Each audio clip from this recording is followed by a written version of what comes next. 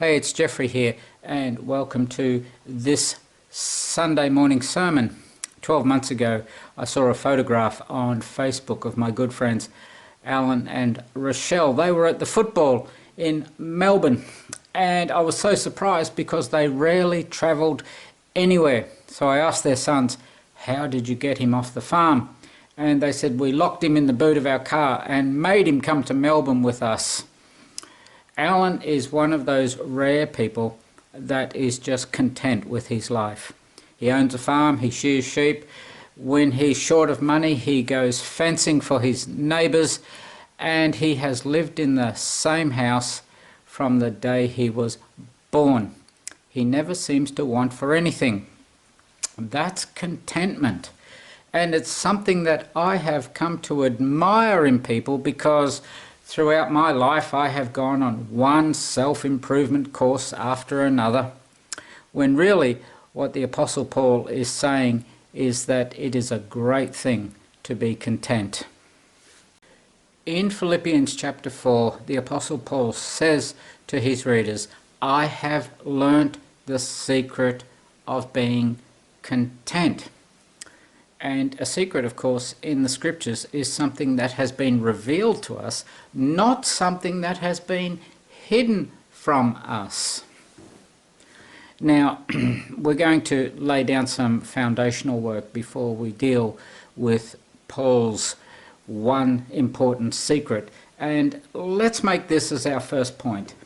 Paul understood that just because you felt something, that did not make it true. We have an advertising industry in this country which does a very good job, but it creates in us feelings of anxiety or feelings of lack. And the Apostle Paul said, just because you feel something, that does not make it true.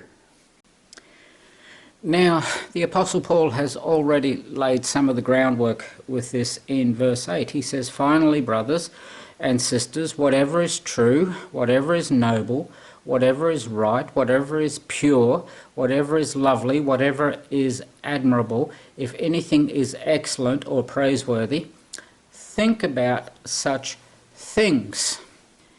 And this whole study of human emotion and human thought is something I find fascinating, because they are interlinked. If you think discouraging thoughts, then you become discouraged. If you think fearful thoughts, you become fearful. So just because you feel something, that does not mean it is true. And the only way you are going to interrupt this vicious cycle of anxiety or fear, the only way you're going to interrupt it is by injecting some of God's truth into your thought patterns.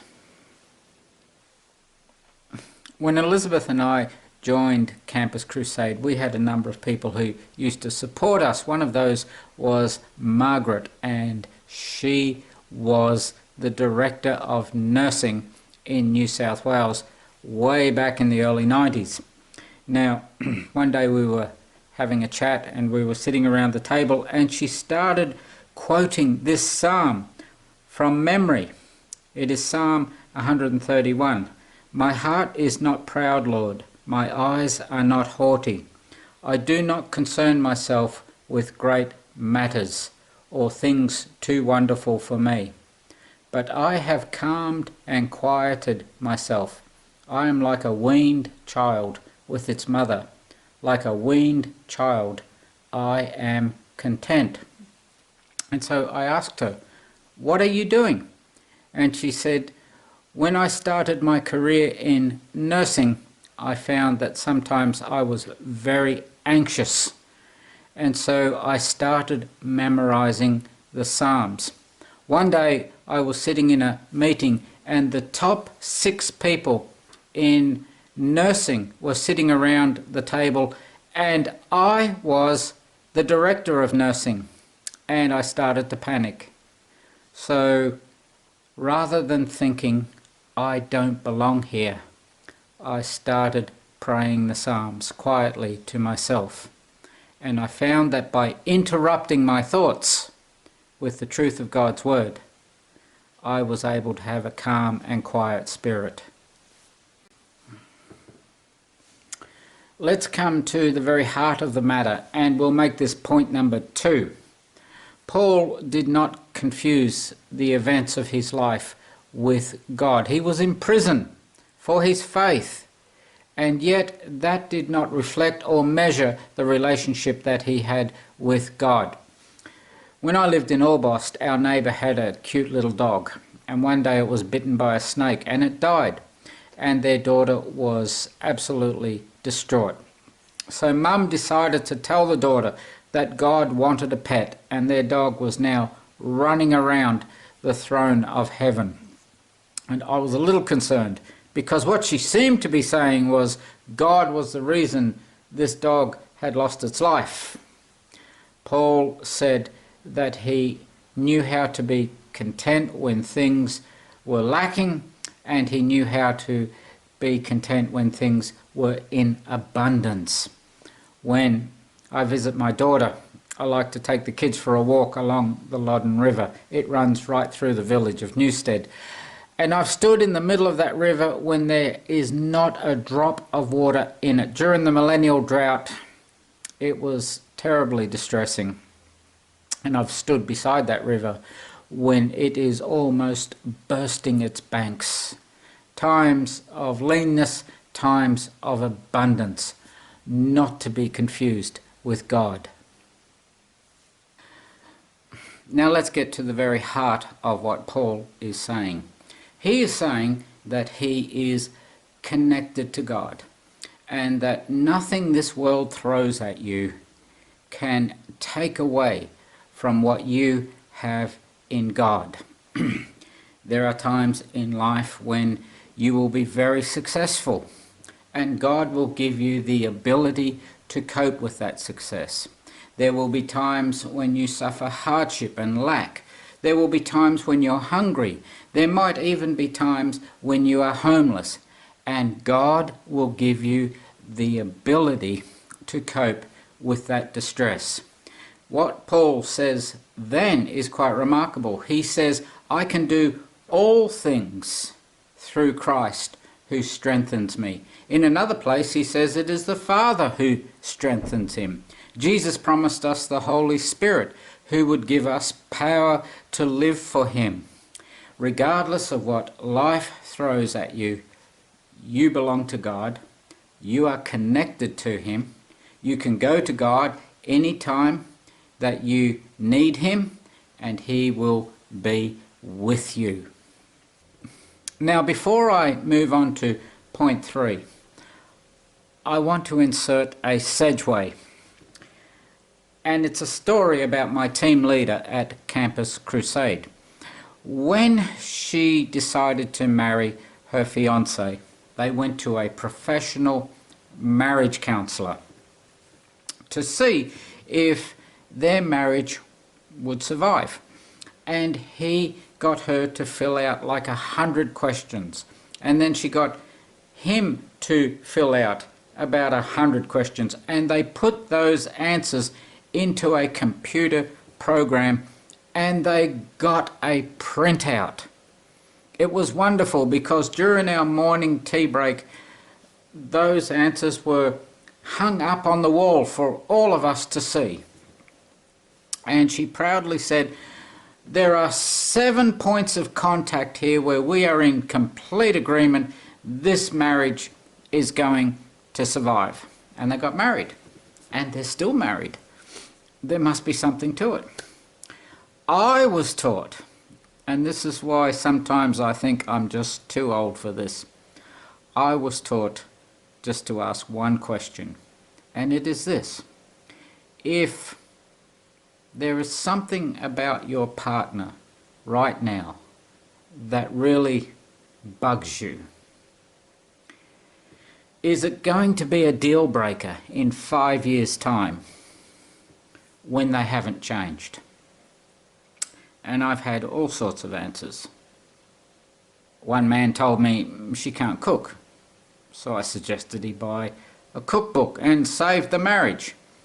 the most interesting answer I got was from a young man who said, "My fiancée barracks for Collingwood."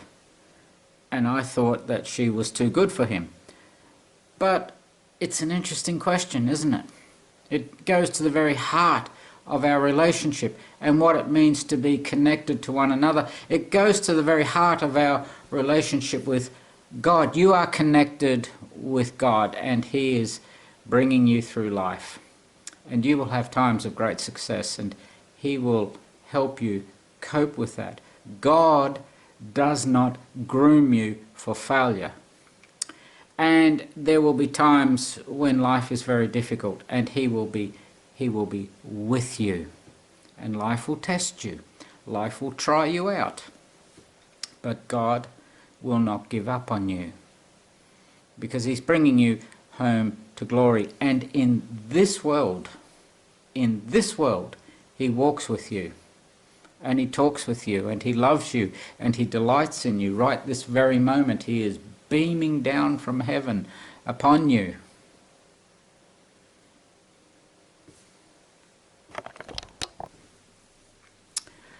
I am talking to you about Paul's secret to the contented life, and point number 3 is very simple.